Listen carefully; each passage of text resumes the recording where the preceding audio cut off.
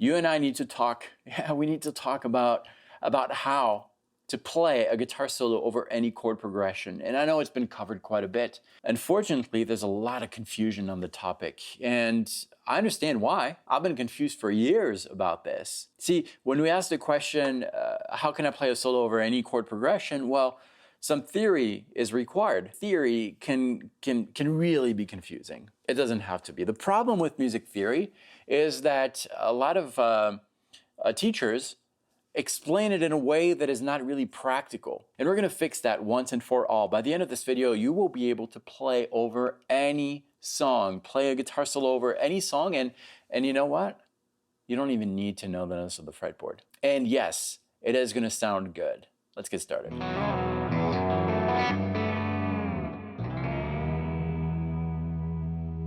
Hello, this is David, and I help guitar players express themselves on the guitar, and I'm going to tell you straight away that you don't need to know all the music theory in the world. What you do need to know, though, is that in music, in order to sound good, in order to play with other people, in order to play a solo over any song, any chord progression, the only thing you need to know is that you need to match musical elements together. What does that mean? Well, it means that if you're playing over a backing track, this one, for example, that we're going to use throughout this video, this backing track is made of several chords. These chords are made of different notes. If you were to take all these notes, put them in a bucket, what you're going to play over this song needs to be done with the notes of that bucket. That's it. Well, you all know that instinctively, right? If I play a note that is not found in that bucket, well, what is it going to sound like? It's going to sound like it sounds off. And that's it. That's the main goal, matching musical elements. So how do you do that? Well, we're going to look at the chords. And no, I'm not talking about scale degrees, harmony, modes. It's way simpler. It's much more visual. I'm going to break it down step by step. It's really important that you follow this, because once you understand, you'll be able to play over any song, a solo over any song just like this. But first, let me show you the breakdown. These are the chords of the backing tracks: E, B, and then A. And then we have another variation of that with E, B, and F sharp minor. All right, so that's the first section of the backing track. Pretty simple chords. We don't know the key yet, but we're going to take a look at what's going on the fretboard, and for that, let's move to the computer. I have an empty fretboard on the screen. The first step is simply to enter the different chords in the positions that I was playing on the fretboard. The first one was an E major chord. Now you can play any position you're comfortable with, but this is the one that I played. After that, we had a B major. Now here's the trick. You don't want to erase this chord. You want to superimpose on top of what we have here, the second chord of the chord progression, which was B major, and I was using this position. So I was playing this note here on the 5th string, 2nd fret, and then this, and then we also have a note right here. So right now we have two chords that are superimposed. The next chord we had was A major. Now in A major, we have this note right here on the 5th string open. And then we're playing this note right here on the 4th string, 2nd fret, which is already taken by a previous chord, so I don't need to enter that. And then we have another note here and another note, oops, I deleted this one, right here.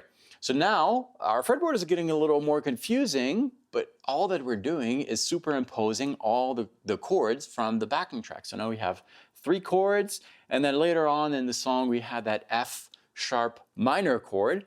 So we're going to add this right here. This is the F sharp on the 2nd fret of the 6th string. Then we had a note here, another one here that is already taken by a previous chord, here, here, here. So that's what we have. Now that step of superimposing these chords one by one on the fretboard is something that happens automatically when you're playing, or at least it should happen automatically when you're playing over a backing track. At first, you don't really know the chords. You might ask, hey, what's the first chord? Or look at the charts, it's an E major. So you're mentally visualizing on your fretboard that first chord. And it's that one right here. And then as you go through the song, you look at the second chord, which is a B major, right here, but you still remember what you played in that first chord. You're kind of mentally superimposing these notes and these notes. Now back to our fretboard. What we have here is a weird shape. It's not a chord, but it's a group of notes, a scale. It's part of a scale. What is the name of that scale? We don't really care at this point. It doesn't matter. But what we do know is that by superimposing different chords, we have a scale. Most of the times, that scale is going to be working over all the chords of your chord progression, even the ones that are later on in the song that haven't been introduced yet. And that is if the song is written in a single key. If it's not, more on that later. But for now, that's what we have. Let's try to play that on our fretboard. I'm going to start from the lowest note. We have something like this, open string, and then second fret, and then the fifth string.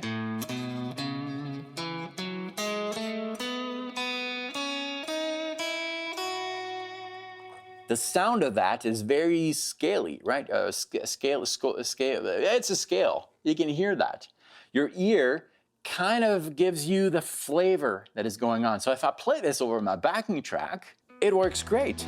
It's not super comfortable to play. We don't typically learn scale positions that way with open strings and just kind of inconsistencies in the pattern where sometimes we have 3 notes per string, sometimes 2.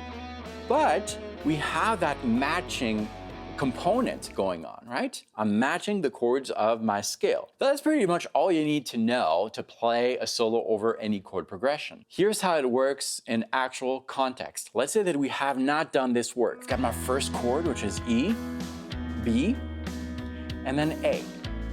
I'm gonna start a simple phrase using that E major position.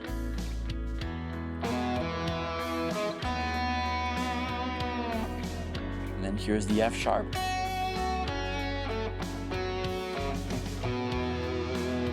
Pretty melodic, right? I was simply following the notes of the chords.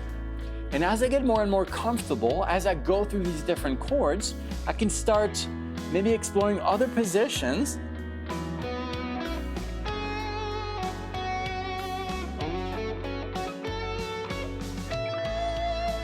And as I'm filling my fretboard, I'm starting to recognize some pattern shapes by blending these chords together.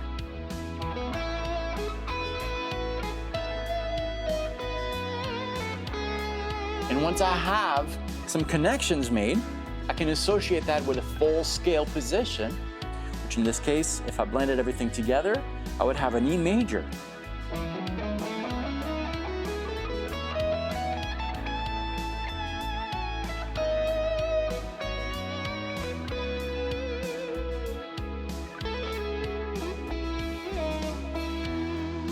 What really matters is blending the chords together to create some patterns. At first, it's exploring.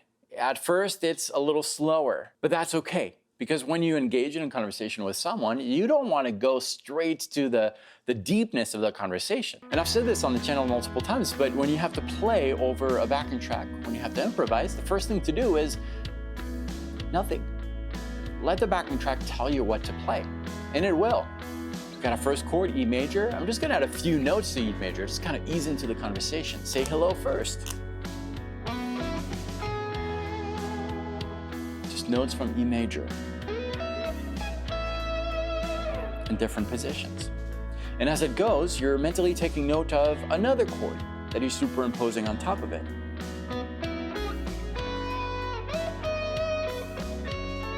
Eventually, you'll have a collection of notes that you can use that'll create a pattern that you will recognize. And that's where you can afford to do things like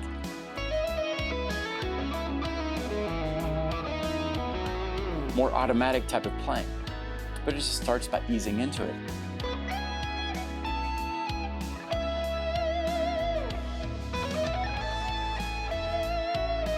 And once you're comfortable, that's where you can add the flashy stuff. What about those chord progressions where the chords don't all fit the same scale? Well, that's called a modulation. The principle is exactly the same. You just need to approach it a little carefully. Aim for the notes of the chords instead of putting everything in the same bucket. Most chords are gonna work in the same bucket, but if you hear, and you will perceive that that there is something weird in the track that is going on. I'm not saying that it sounds bad, but something different. That's a change of key. Focus on the notes of that chord that is changing and play those notes as the chord is happening. Here's what I want you to do. In order to work on this stuff, you need to try it for yourself. Just watching the video is not enough. In the description of this video, there's a link, a sign-up link. It's completely free.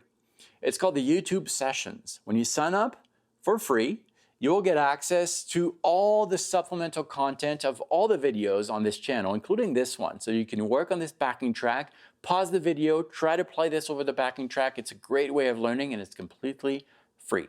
The link is in the description of this video. Check it out.